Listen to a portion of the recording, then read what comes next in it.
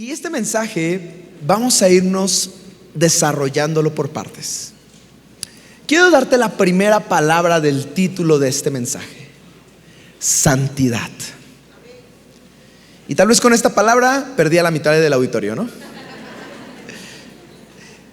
A veces cuando alguien habla de santidad dice: chin, ¿a quién van a bajar ahora? Si tal vez creciste en la iglesia cristiana, yo creo que a veces le tenemos cierto miedo a ciertos temas, cierto miedo a ciertas palabras, pero hoy quiero que con toda calma vayamos desarrollando lo que es este concepto. Y quiero empezar haciéndote una pregunta.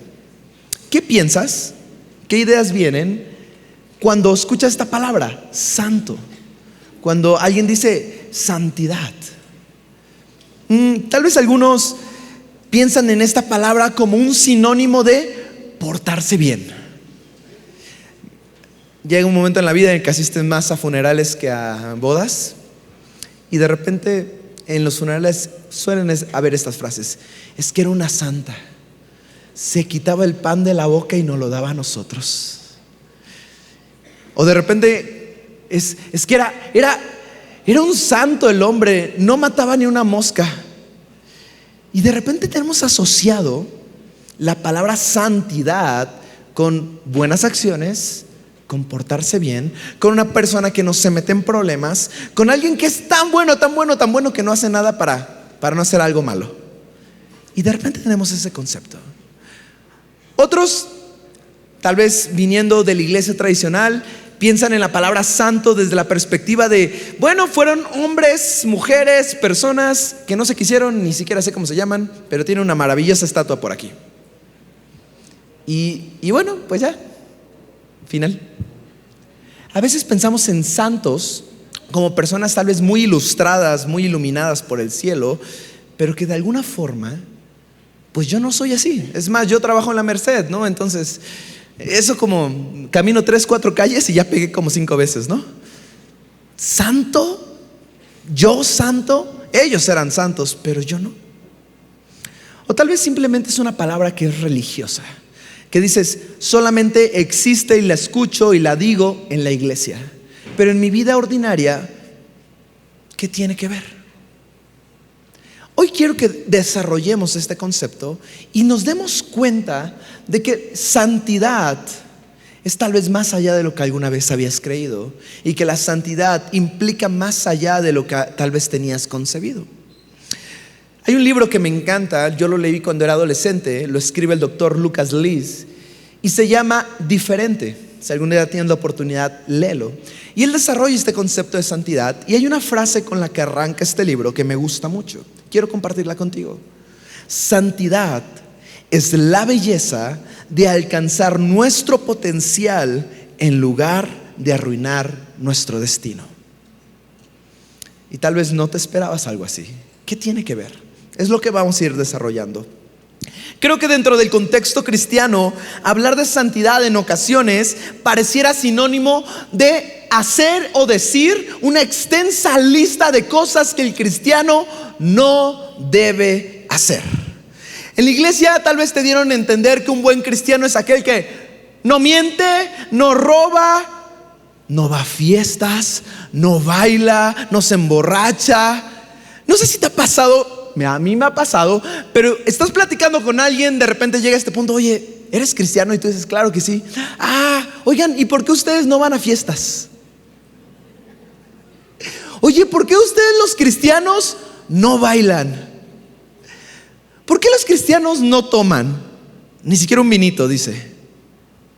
Y no sé si te ha pasado que la gente identifica a los cristianos como gente que no hace cosas. A veces dicen que los cristianos son tan buenos que parecen estatuas dentro de una iglesia, ¿no? Buscan no hacer nada para no romper nada. Pero te voy a llevar al punto de entender que la santidad te incita, te lleva, te llama a hacer cosas. Tal vez a romper cosas, tal vez a transformar el mundo haciendo cosas. A lo largo de estos meses, yo creo que fue difícil los primeros meses del devocional. Confiesen, pecadores. Génesis es fácil. Llegas a Éxodo y todavía, pero viene Levítico. Es más, Números. ¡Oh! Y Deuteronomio un poquito más fácil todavía. Pero no sé si te diste cuenta que a lo largo de justo Éxodo, Levítico, Números, Deuteronomio, Dios empieza a introducir este concepto de santidad. Y harás esto porque es santo ante el Señor, y guardarás los días porque son santos para el Señor. Dios le dijo a Moisés: quítate el calzado porque el suelo que estás pisando es santo. Tantas cosas que Dios preparó para el templo. Siempre Dios decía: y tendrán como santísima esta cosa. Y vamos a descubrir que Israel, viniendo de un pueblo profano como era Egipto, ahora tenía que aprender un nuevo concepto. Un concepto que tiene que ver con que algo que fue diseñado en los cielos, elaborado en la tierra, que viene del corazón de Dios, es algo que merece honor y honra. Es santísimo. Es algo que tú debes reverenciar porque Dios ha querido que lo hagamos. Pero además está apartado solamente para un uso exclusivo para Dios. Quiero que vayas conmigo a aprender esto, porque los cristianos sabemos una definición básica de santidad, ¿verdad? ¿Todos no la sabemos? Si no, hoy te la voy a presentar. Y la definición clásica de santidad es: apartados para Dios. Pero vamos a descubrir por qué. Ven conmigo a Éxodo capítulo 30, de los versículos 34 a 38. Y vamos a darnos cuenta que cuando Dios llama algo santo, es porque primero lo pensó en los cielos, lo diseñó en los cielos. Segundo, se elaboró en la tierra. Tercero, Dios quiso darle honra y honor. Cuarto, es exclusivo para Él, para el uso de Él, para que esté sirviéndole a Él. Así que ya que estás conmigo en Éxodo capítulo 30, versículo 34 al 38, vamos a leer. Entonces el Señor dijo a Moisés: toma especies, estacte, uña aromática, gálbano, especies con incienso puro, que haya de cada una igual peso.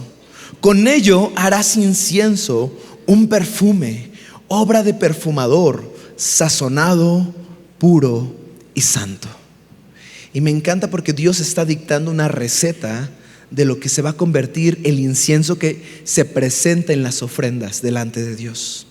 Y Dios empieza a decir: esto es puro y es santo. Esto es algo que se diseñó en los cielos, que se va a elaborar en la tierra y que va a tener una connotación de que solamente va a ser usado para el templo. Y molerás una parte de él muy fino, y pondrás una parte delante del testimonio en el tabernáculo de reunión, donde yo me encontraré contigo. Santísimo será para ustedes. Esta parte, santísimo será para ustedes, quiere decir: hónrenlo, no adórenlo, no, ténganlo en alta estima. Es algo que no pueden tratar como vulgar. Es algo que fue diseñado en los cielos, que está siendo elaborado en la tierra y que merece un lugar. Santísimo será para ustedes. Y continúa diciendo: y el incienso que harás, no lo harán en las mismas proporciones para su propio uso. Es decir, si alguno quiere elaborar un incienso aromático, no puedes ocupar esta receta. Esta receta es exclusiva. Esta receta está diseñada solo para el templo. Te será santo para el Señor, te será apartado para el Señor. Y cualquiera que haga incienso como este, para usarlo como perfume para uso propio, será cortado de entre el pueblo. Y cuando tú lees esto dices: ¿por qué Dios fue tan tajante? ¿Por qué si olía tan bien, Dios lo reservó para sí mismo? Y es porque Dios está introduciendo a un Israel acostumbrado a hacer cosas profanas porque venían de Egipto, a un Israel que no entendía la diferencia entre lo santo y no lo santo. Les está enseñando que cuando Dios dicta algo santo, es solamente para Él. Así que Dios está instruyendo esto y lo hace con el resto de las cosas del templo, pero luego lo hace para el propio pueblo. Quiero que vayas conmigo a 1 Pedro 1:6. Y 1 Pedro 1:6 es un versículo que se repite en Levítico capítulo 30 versículo 4, pero quiero que lo leamos en 1 Pedro 1:6. Y dice así: porque escrito está, sean santos, porque yo, el Señor, soy santo. Y esta es la primera verdad que quiero hoy aterrizar contigo. Tú, amado hermano, eres diseñado en el cielo, elaborado en la tierra. Todos sabemos cómo, ¿verdad? Llevado a un honor que tal vez no merecías, pero cuando recibiste a Cristo Jesús en tu corazón, Él vino en gracia a redimirte de los pecados. Él te puso en un honor. Y ahora tú eres apartado, exclusivo de uso para Él. Y lo que Dios está introduciendo a la iglesia es que tal vez estabas acostumbrado, así como Israel, a usar tu vida, a usar tu cuerpo, a usar todo de ti para cosas comunes, cosas mundanas, cosas profanas. Pero cuando vienes a Cristo, Él empieza a cambiarte a ti. Quiero decirte una cosa, amado hermano. La santidad es una identidad. La santidad no es una lista de cosas interminables que el cristiano no debe hacer. La santidad es algo que ahora nos define desde el interior y se ve reflejado en el exterior. Quiero decirte esto: tus buenas acciones, por más bien que te portaras, por más buena persona que fueras, todo eso era insuficiente para ganar salvación. Y ya hemos platicado de eso. Y la salvación, la única forma en la que la pudimos obtener fue que el santo de los santos, el justo de los justos, el que nunca cometió pecado, tomara el lugar del pecador en la cruz y extendiera esa salvación que Él ya pagó con su sangre por medio de gracia. Y ahora, por gracia, es decir, como un favor, como un regalo inmerecido, ahora somos hijos, ahora somos salvos, ahora somos redimidos y ahora también somos santos. Y esto es lo primero que quiero decirte. Santidad no es una lista de cosas. Santidad es una identidad que Dios te ha dado por gracia.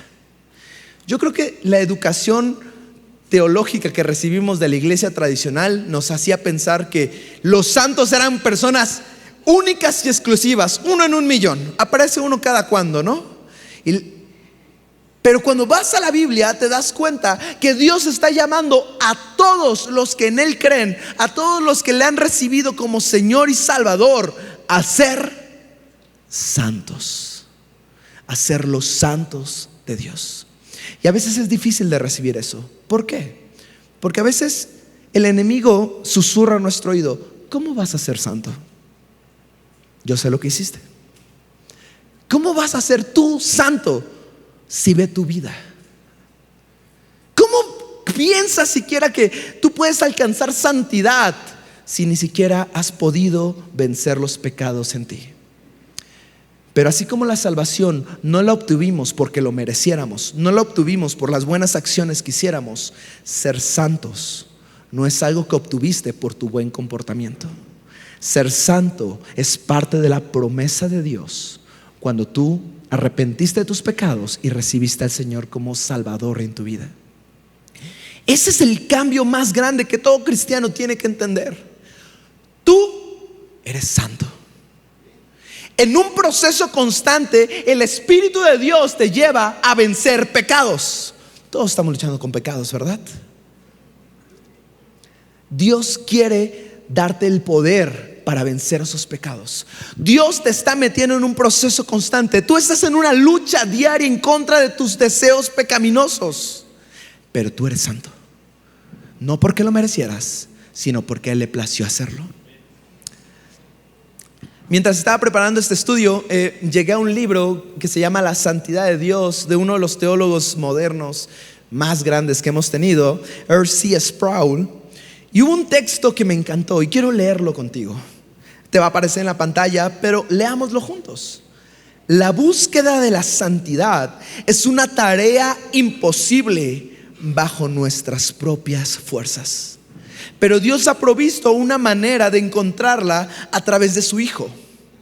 Amar a un Dios santo está más allá de nuestra capacidad moral.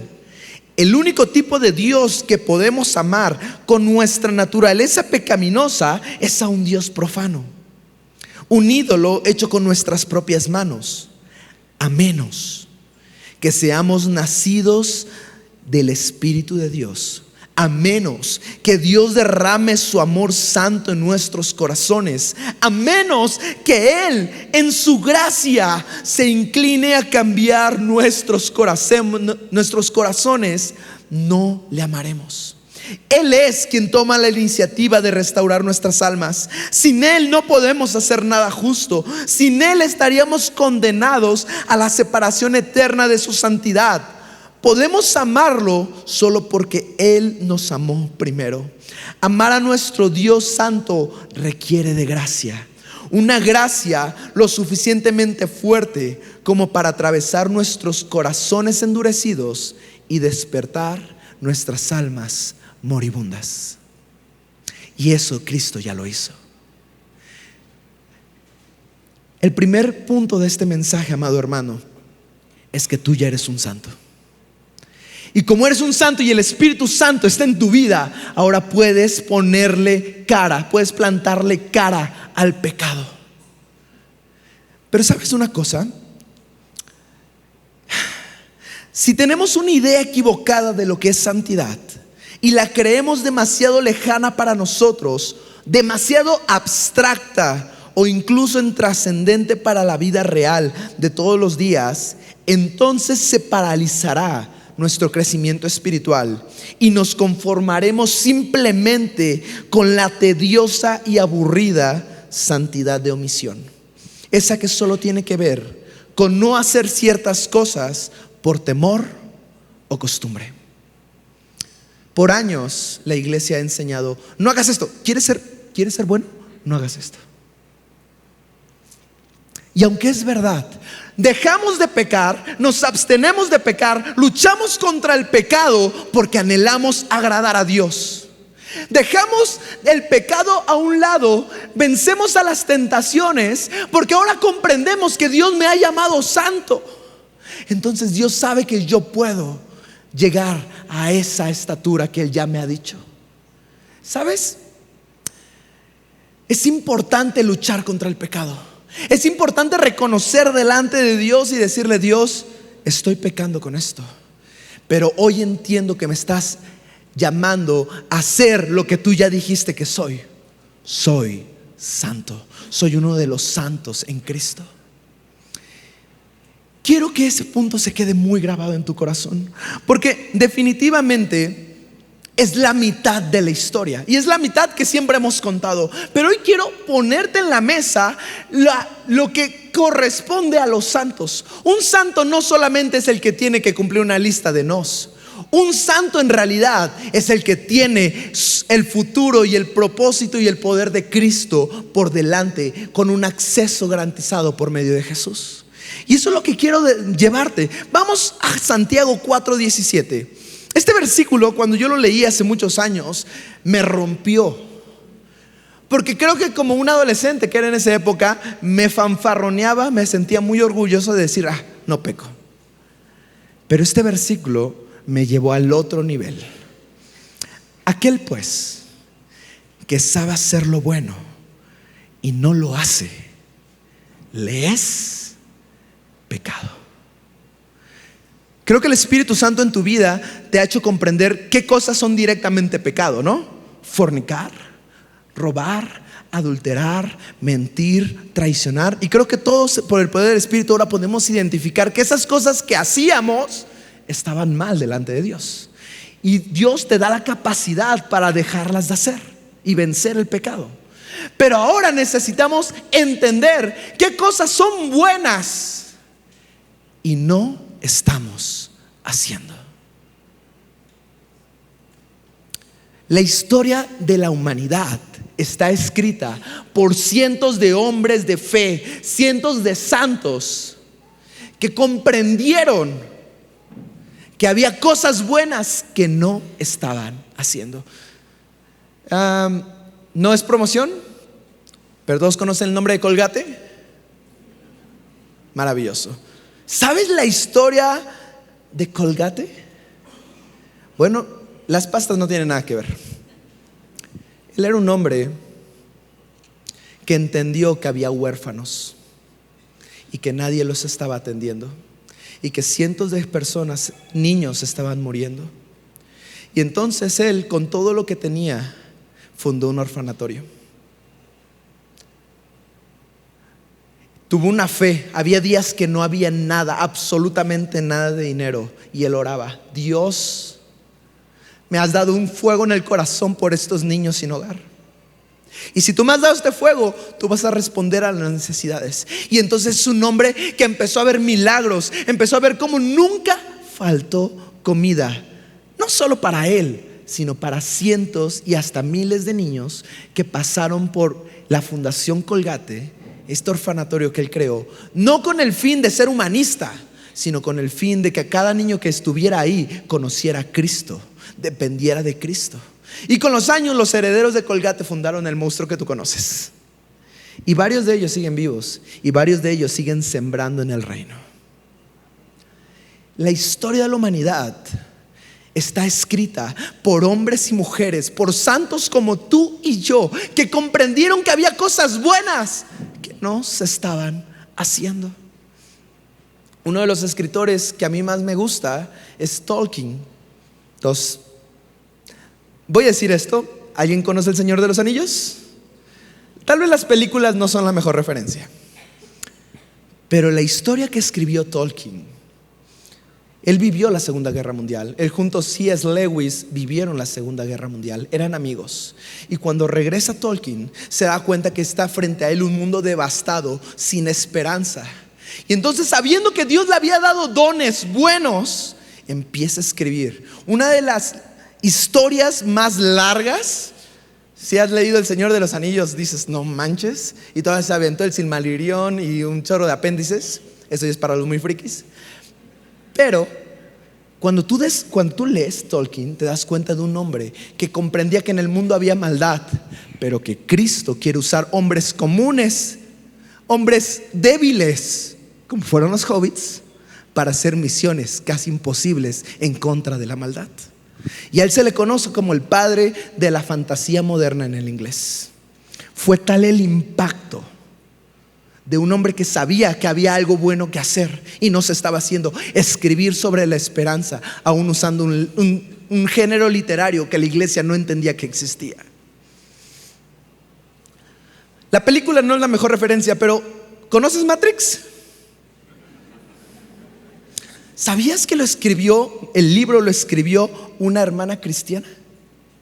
La historia de Matrix es la historia de un hombre que se encuentra con la verdad en Cristo. Y cuando se encuentra en la verdad de Cristo, descubre que está viviendo en una simulación donde el pecado les hace sentir placer a todos, pero en el fondo los está consumiendo y los está destruyendo hasta que son inútiles. ¿Te suena? Y entonces él tiene que tomar una decisión: seguir a Cristo a pesar de que pierda todo en ese mundo. Y cuando lo pierde todo en ese mundo, descubre que hay un mundo más grande que tiene que ser libre. Esa no te la sabías, ¿verdad? Yo sé que las películas no son la mejor referencia, pero hay santos, hombres y mujeres, que han descubierto que Dios les ha dado dones y talentos y que tienen que hacer cosas buenas, porque si no, están cayendo en pecados. ¿Qué cosas son buenas en tu vida? Restaurar a tu familia, ir por los que se han perdido, perdonar a los que te han lastimado, restaurar lo que has dañado. Dios te está llamando a no solamente cumplir una lista de no. Dios te está llamando a hacer cosas buenas que te ha dado los dones y talentos para hacer. Eso es lo que hacen los santos.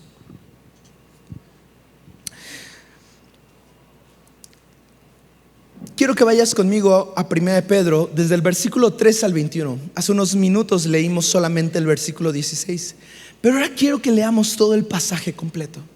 Y te vas a dar cuenta que Este pasaje que menciona que seamos santos porque Dios es santo y nos ha llamado, es un mensaje que está llamando a la acción de todos los santos. De nada nos sirve, cristianos, estatuas en las iglesias. Necesitamos cristianos que donde vayan establezcan el reino de Dios, que donde vayan el Espíritu Santo se mueva. ¿Has tenido un jefe cristiano? Qué diferencia, ¿no? Yo he tenido jefes cristianos y qué diferencia. He tenido jefes no cristianos y qué diferencia. Dios te ha dado una esfera de influencia. Algunos aquí trabajan en gobierno. Dios te ha dado esa esfera de influencia. Algunos de aquí son profesores desde preescolar hasta posgrados. Dios te ha dado una esfera de influencia. Algunos de aquí, supervisores, jefes. Dios te ha dado una esfera de influencia. Y te ha dado esa esfera de influencia para que el reino de Dios se establezca en tu esfera de influencia. Algunos somos padres y Dios te ha dado esa esfera de influencia. Quiero que leas conmigo. 1 Pedro capítulo 1, el versículo 13 dice así: por lo tanto, preparen su entendimiento para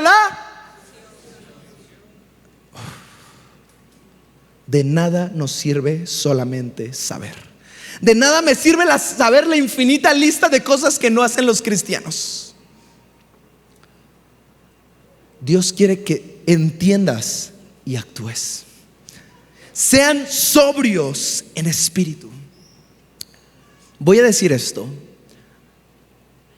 si estás luchando contra el dominio y el control de una sustancia sobre tu vida, la Biblia te llama a ser sobrio. La sobriedad espiritual es una disciplina espiritual que poco practicamos en la iglesia. Sobriedad espiritual significa que lo externo, lo que está sucediendo afuera, el mundo es un caos. Nos despertamos cada fin de semana con una guerra nueva. Que lo que está pasando afuera no mueva los cimientos de fe que hay adentro. Que las sustancias externas no muevan tu convicción por Cristo. Que lo que está sucediendo, por más que te pueda doler y lastimar, y se vale llorar, no te hagan tambalear de que en Cristo tenemos esperanza. Eso es sobriedad espiritual. Pongan su esperanza completamente en la gracia que se les traerá en la revelación de Jesucristo. Como hijos obedientes, no se conformen a los deseos que tenían antes en su ignorancia. Luego Pedro era tremendo. ¿Sabes? Antes de Cristo, dejabas que tus placeres y tus deseos te dominaran. Ahora en Cristo, ahora entiendes que los pecados, que las tentaciones no pueden ser lo que domine tu vida. Sigamos leyendo. Sino que así como aquel que los llamó es santo, así también sean ustedes santos en toda su manera de vivir. Porque escrito está: sean santos porque yo soy santo. Y si invocan como Padre aquel que imparcialmente juzga según la obra de cada uno, condúzcanse con temor durante el tiempo de su peregrinación aquí en la tierra.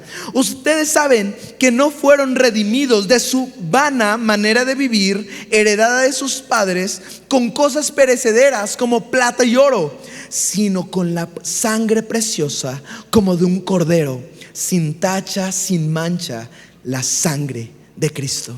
Porque Él estaba preparado desde antes de la fundación del mundo, pero se ha manifestado en estos últimos tiempos por amor a ustedes.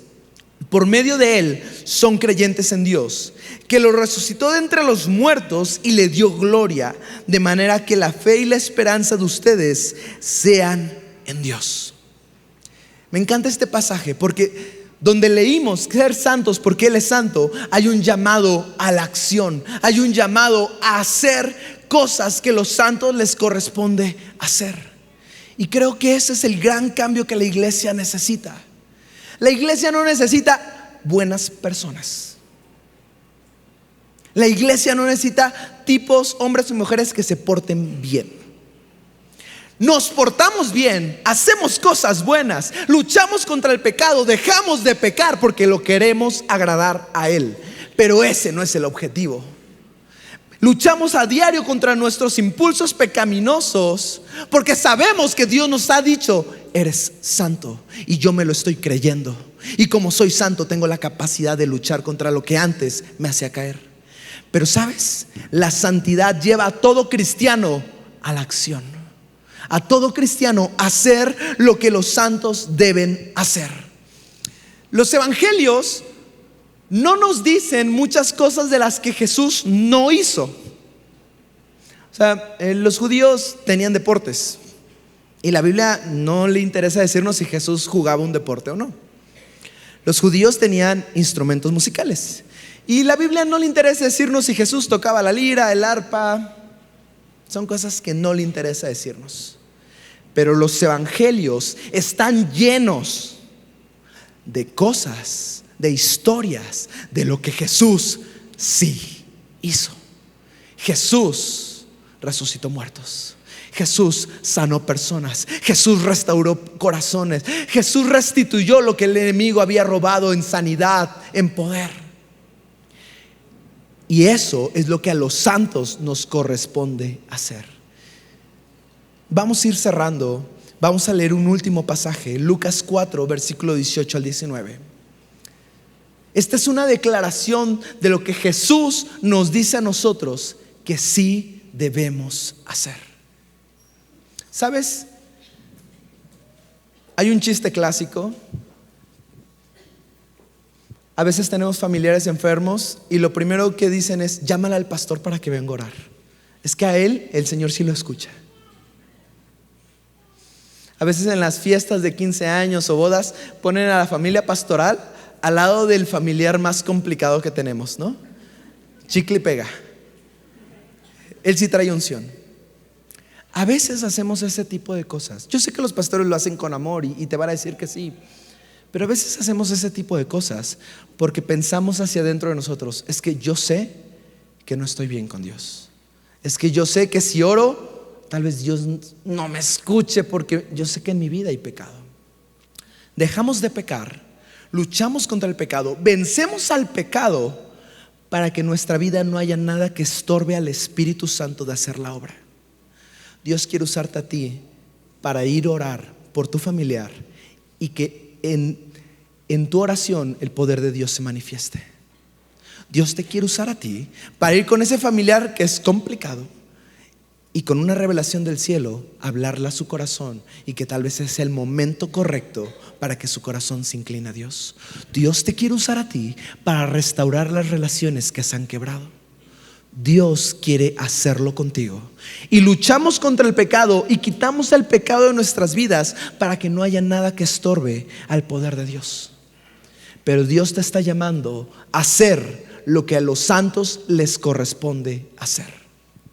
Lucas 4 del versículo 18 al 19. Vamos a leerlo esta primera vez con detenimiento, pero la segunda vez lo vamos a declarar sobre nuestras vidas y le vamos a decir: Señor, yo soy un santo, no porque me lo merezca, sino porque tu gracia me hizo. Y ahora tomo la responsabilidad que a los santos les corresponde hacer. Versículo 18. El Espíritu del Señor está sobre mí. Cuando tú te arrepentiste de tus pecados, cuando le pediste al Señor que entrara a tu vida y se volviera el Señor de tu vida, la promesa es que el Espíritu Santo iba a venir sobre ti. El Espíritu Santo está en ti, porque me ha ungido para anunciar el evangelio a los pobres. ¿Sabes una cosa? Este versículo sí habla de gente que económicamente tiene necesidad, pero también habla de gente que espiritualmente es pobre. Amado hermano, México es pobre espiritualmente. Se cree religioso, más bien es supersticioso, pero es pobre espiritualmente. Hace unos meses hubo una situación muy complicada que descubrieron un campo por allá donde hacían entrenamiento paramilitar. ¿Todos sabemos de qué estamos hablando? Y cuando la gente entró, los reporteros entraron, se dieron cuenta a quién estaban adorando. Hay una oscuridad en México porque los cristianos no han salido a predicar. Hace unos días hubo una situación muy complicada en el norte del país. Y cuando entraron a la casa de seguridad donde estaba esta persona, se encontraron con una Biblia abierta y un salmo. ¡Qué incoherencia! Hay una necesidad de que los santos le hagan llegar a otros el verdadero evangelio. Tu tarea y mi tarea como santos es llevar el evangelio a los pobres espiritualmente. Me he enviado para proclamar libertad a los cautivos. Físicamente hay cárceles y hay ministerios que están trabajando en Los Cerezos, en demás lugares. Pero hay gente que está en cárceles por sus pecados. ¿Conoces a alguien? Yo sé que tal vez éramos nosotros, que estábamos en una cárcel con nuestros pecados, y por más que lo queríamos dejar, no podíamos. Estábamos en una cárcel, pero un día un santo llegó con el evangelio, y en el poder de Cristo fuimos libres. Hay gente que está aprisionada por su pasado, por sus errores, por sus condenas. Hay gente que está viviendo en presiones espirituales, y tú y yo estamos siendo llamados a libertad a esos prisioneros con el poder del Espíritu Santo. Y la recuperación de la vista a los ciegos. Este mundo está lleno de ideas. Todo el mundo sabe que hay una iglesia, pero nadie quiere ir a ella. Todo el mundo sabe que hay un Dios, pero nadie se quiere acercar a Él. Hay una ceguera espiritual, hay tinieblas nublando los ojos de gente. Y tú y yo, amado hermano, estamos llamados a que por el poder del Espíritu Santo esas vendas se caigan. Hay gente que tiene esperanza en el hombre. Hay un versículo que me rompe cada vez que lo leo, y dice: maldito el hombre que confía en otro hombre. Amado hermano, la esperanza de México no es un partido político, no son nuestros gobernantes, ni siquiera es la situación mundial.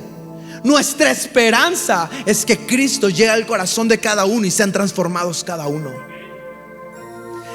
Hay tinieblas que están impidiendo a la gente ver. Antes decíamos del ateísmo, ahora se ha camuflajado tanto lo ocultismo, la santería, que hay gente que dice aquí: para poner libertad a los oprimidos. Hay gente que vive oprimida. Todos conocemos a alguien que dice: es que en la noche me jalan las patas, ¿no? Hay gente oprimida espiritualmente. Hay gente que en su núcleo familiar practican cosas de ocultismo. Pero el poder de Cristo echa fuera toda tiniebla. Hay gente que está oprimida con problemas de salud mental. ¿Cuántos hemos escuchado de la depresión? Hay gente que está oprimida por depresión, por una tristeza tan profunda, tal vez por algo de su pasado, tal vez por algo de su presente, pero Cristo tiene el poder de sanar corazones. Hay gente que tiene esta palabra moderna que llamamos ansiedad, que les impide hacer cosas, que les impide vivir una vida, que les impide tener esperanza.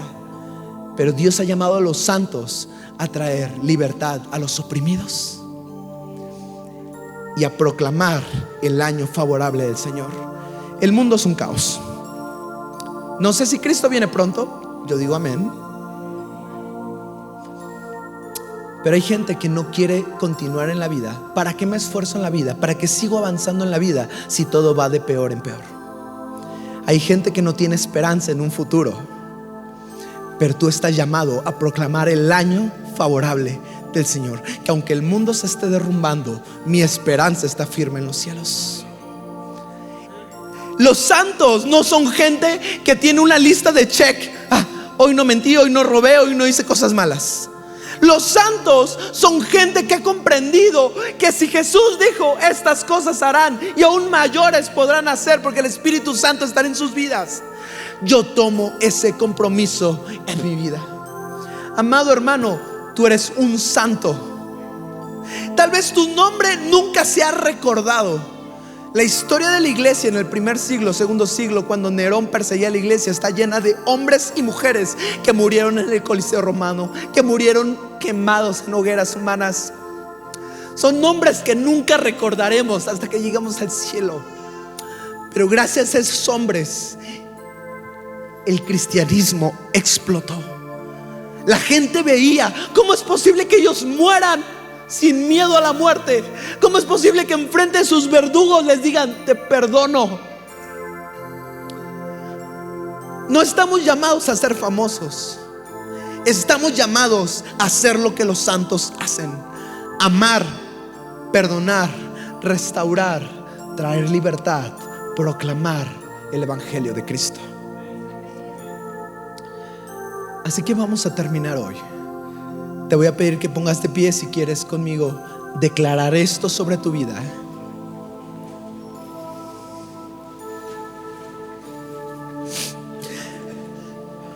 La santidad es abstenerse del pecado porque anhelamos vivir en la plenitud y la gloria que Dios ha preparado para nosotros, para hacer la obra y cumplir el propósito con poder y autoridad del cielo. Dios te ha llamado para una vida extraordinaria. Dios te diseñó en los cielos. Fuiste elaborado en la tierra. Fuiste levantado un honor que no merecías, pero que en Cristo y la gracia ahora tienes.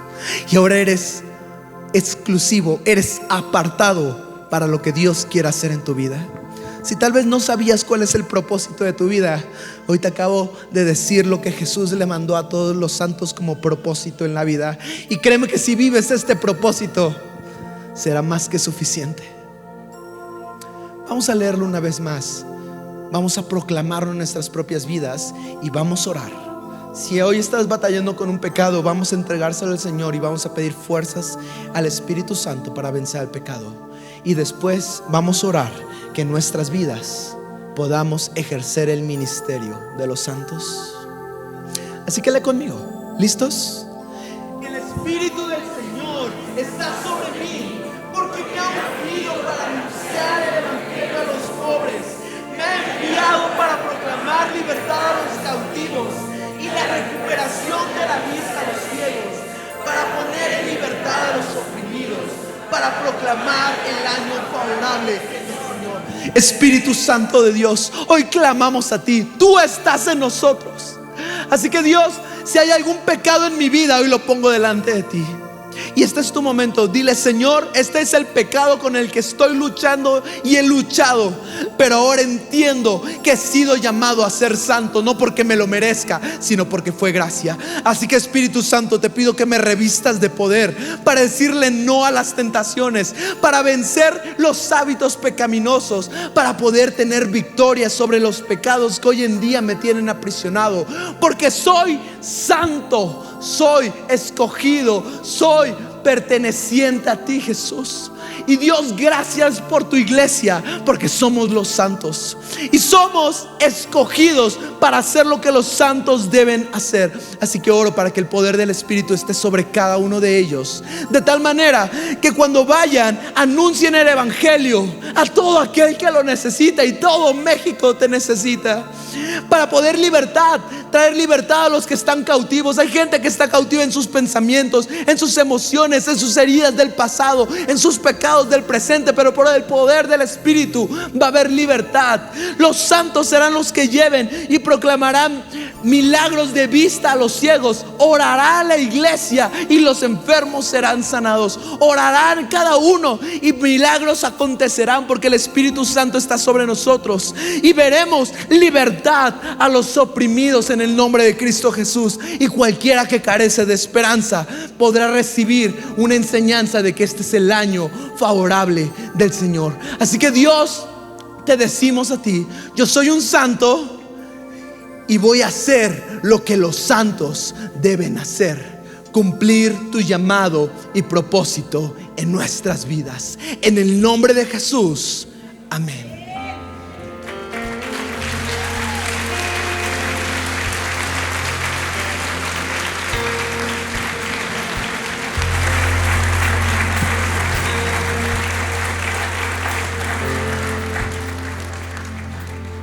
Hacemos hoy ante tu altar un compromiso de vivir en santidad. Hacemos hoy ante tu altar un pacto de hombres que te quieren agradar.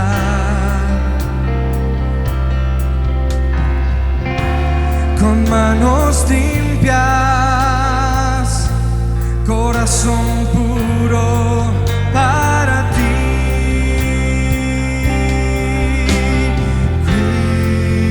Cuidaré mis ojos,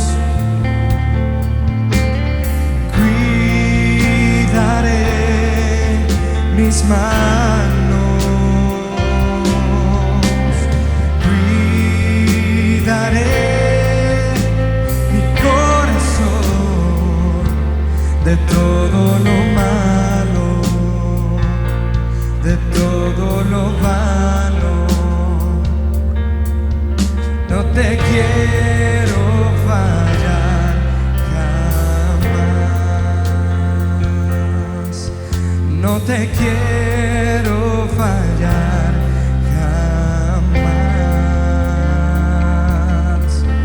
No te quiero